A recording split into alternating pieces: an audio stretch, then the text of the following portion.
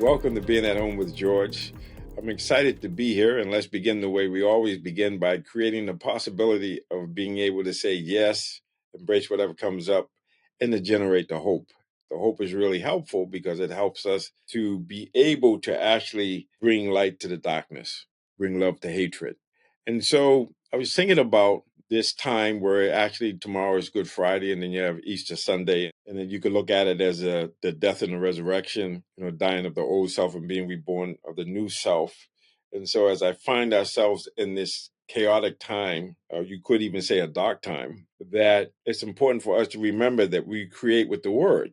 So being impeccable with our word or honoring our word and understanding that what we say to ourselves and others has consequences. And so being responsible with the word. So we're creating more love than fear. We're creating more peace than hatred. And so this idea of thinking about how to use the word to be impeccable. So we talk about generating hope.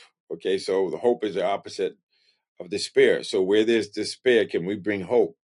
Can we help people see that even though you might be in a crisis, there's two meanings. One meaning is danger, the other meaning is opportunity. Then we can see when we are not impeccable with our word, when we don't honor our word, we always have the opportunity to get back in alignment and say we're sorry and then get our word back into to love, get it back into hope if we're in despair. This idea of being loving rather than seeking to be loved, this idea of seeking to understand ourselves and others, then to be understood, but especially others. And that might require this empathic listening, or what I like to call deep listening, where we're listening for the person and understanding, seeking to understand how we can help them, how we can bring love where there's hate, where we can bring faith where there's doubt, where we can bring love where there's no love.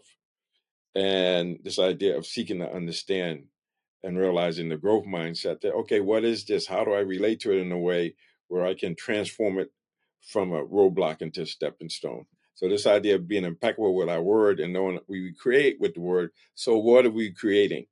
So instead of getting into an analysis of creating what we're creating, just negative or positive, why not just focus on bringing some ease, some peace to this distressful situation that we find ourselves in, and just helping people, remind people that 90% of our long-term happiness is predicated on how the nervous system and the brain interprets experience. So if we can see it as an opportunity, if we can come from growth mode instead of survival mode, where we're just scarce and we're in this tunnel vision, we actually are able to let the heart break open if that's what's required, so that we can say yes to whatever comes up, generate the hope, and make wise choices like bringing love where there is hate.